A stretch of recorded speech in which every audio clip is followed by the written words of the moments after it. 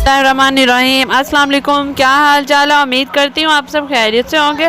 मैं भी अल्हम्दुलिल्लाह ठीक ठाक जी। आज मेरे बच्चे लगे हुए हैं अपने लिए खुद ड्रिंक बना रहे हैं। आज मेरे बच्चे, मेरी बेटी और बेटा दोनों कर रहे हैं, आपस में एक दूसरे की हेल्प कर रहे हैं और ड्रिंक तैयार कर रहे हैं अपने लिए। चलें जी, देखते हैं आगे इनको क्या करते हैं, ये कैसी ड्रिंक बनाते हैं, चेक करते हैं। टीम वर्क कर रहे हैं दोनों आज।